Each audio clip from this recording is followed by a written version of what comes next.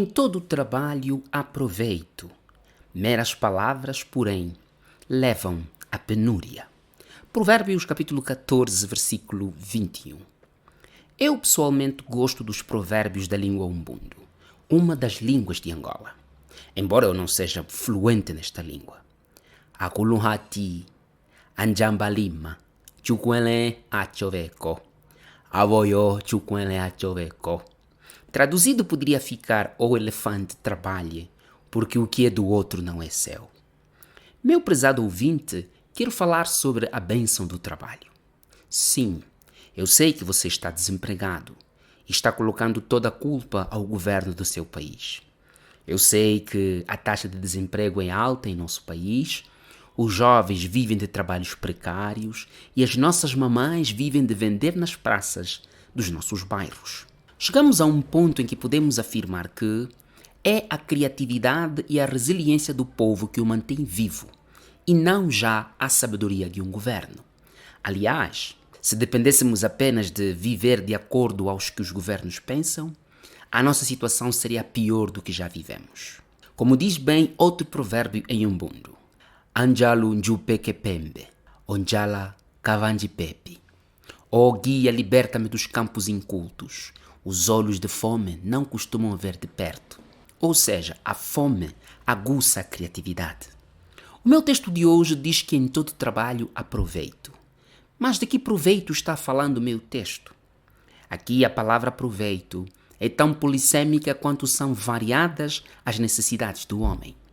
A fé racional está farta de nos ensinar que o trabalho é a primeira bênção que Deus deu ao homem. Adão apenas precisava administrar, gerir e dominar a terra. Temos de saber de uma vez para sempre que há pessoas a quem Deus chamou, cujo trabalho delas é criar trabalho para outras pessoas. Sim, isso mesmo que você ouviu. Aos governos, Deus deu o poder e a responsabilidade de gerir o que é de todos e de uma forma que permita o surgimento de oportunidades de negócio, trabalho e geração de riqueza. É triste quando os jovens precisam empurrar carros de mão com trouxas e bagagens para no fim receber 200 kwanzas ou 50 meticais. Outro jovem do meu bairro precisa sempre acordar muito cedo, por volta das 4 horas, para ficar na paragem como lotador, ou seja, ele usa sua voz gritando e berrando para que os passageiros subam no táxi e ele recebe uma porcentagem do seu trabalho. Não que isso não seja bom ou que seja mau, mas é preciso dizer que as pessoas a quem Deus chamou para criar e promover oportunidade para que outros trabalhem de forma mais digna e menos esforçada. Será que o governo americano ficaria feliz ao ver 40% dos seus jovens sendo zungueiros e vendendo nas praças?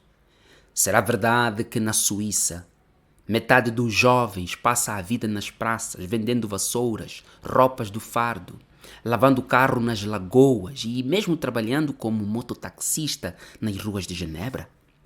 Eu penso que não. Agora dê uma olhadela para as ruas de Maputo. Saia pelas janelas e vá ao Kikolo em Luanda, e ali você irá perceber o quanto há muita coisa que se pode fazer de forma diferente. Uma vez alguém disse: a pobreza, quando habitua, a miséria se torna um estilo de vida. O meu texto diz que em todo o trabalho há proveito. A minha pergunta é: o que é o trabalho? E que proveito? Precisamos perceber que o esforço, embora pareça honroso, há esforços que, embora pareçam honrosos, mas não se justificam. Por exemplo, ver um chefe de família vendendo os sacos plásticos na praça, ou mesmo vendendo peças de roupas apanhadas do resto do fardo e depois lavadas e embaladas. Isso é sim honroso porque mostra um homem fazendo de tudo para não roubar e não deixar a sua casa passando fome. Mas isso só iria se justificar se o seu país fosse um eterno deserto, onde a areia é o único recurso, o calor do sol a única companhia e a falta de água uma maldição. Mas não é isso que acontece. Há coisas que são aceitáveis, mas não são honrosas. Há coisas que são honrosas, mas não são aceitáveis.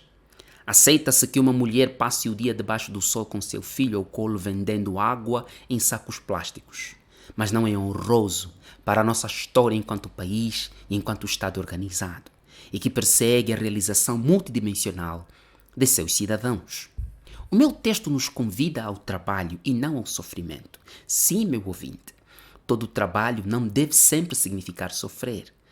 O pecado trouxe penosidade e dureza no trabalho, ou seja, o pecado trouxe esforço, mas não um sofrimento que se pode atenuar com inteligência. Como podemos esperar, por exemplo, que um país seja uma potência na agricultura, dependendo de mulheres e homens com simples enxadas e katanas na mão, quando a mecanização agrícola é também parte da criação de Deus? Esforço implica ir além das capacidades. Esforço implica pensar em muitas possibilidades de fazer ou de realizar uma tarefa. Quando a Bíblia diz que pelo seu suor comerás o teu pão, isso é em comparação ao conforto do jardim. Adão não precisava transpirar para ver a terra colaborando com os seus esforços. Hoje, você coloca uma semente na terra, a seca irá ameaçar sua colheita, as pestes serão a sua companhia e a fraca colheita é uma certeza. Por isso será pelo suor, ou seja, não será conseguido sem muitas tentativas. Outra parte do meu texto é uma alerta. Meras palavras levam à penúria. Nós falamos demais acerca do que fazemos, ao invés de fazer aquilo que nem precisamos falar. Em Angola, há um hábito cultural onde uma pessoa pode sair de sua casa e ir à casa de outra pessoa para simplesmente ali ceroar. Ceroar é um momento onde pessoas apenas falam e falam, até a noite se tornar mais profunda e então cada um vai para sua casa dormir e no dia seguinte ou na semana seguinte a cena se repete.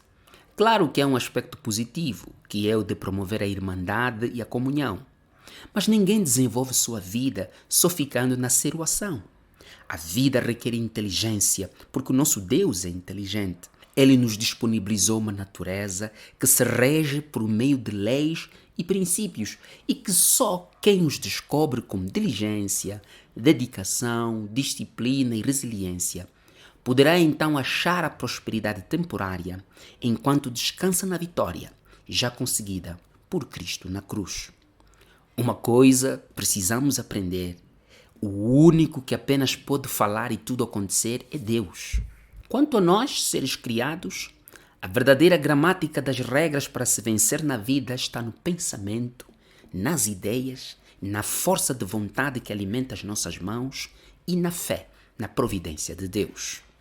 Cada um terá a pobreza na dimensão de suas ideias. Cada governo tem os pobres que ele cria. E cada família deixará a herança conforme a educação que disponibiliza. Em todo o trabalho há proveito. Meras palavras, porém, levam à penúria. Pense nisso. Viva feliz com Jesus. Fique com a bênção de Deus.